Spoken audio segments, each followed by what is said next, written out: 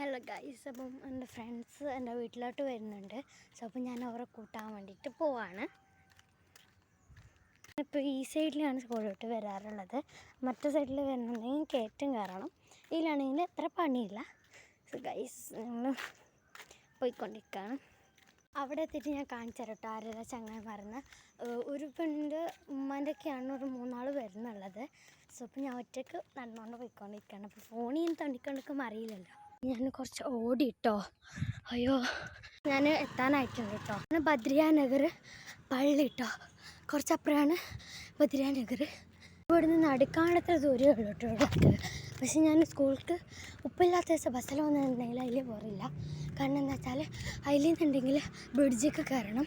Guys, ഇതാ ഈ ആൾക്കാരാണ് കേട്ടോ എൻ്റെ വീട്ടിലേക്ക് എൻ്റെ പേരെന്ത് പേരറിയ ഷിഫ. പേര് പേര് നിൻ്റെ പേര്, നിൻ്റെ യൂട്യൂബ് ചാനലിൻ്റെ പേര് അറിയാം. ഇറ്റ്സ് മീ ഷിഫ എന്നാണ് കേട്ടോ പേര്. സബ്സ്ക്രൈബൊക്കെ ചെയ്യണം കേട്ടോ.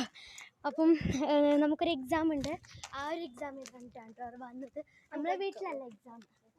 Okay, video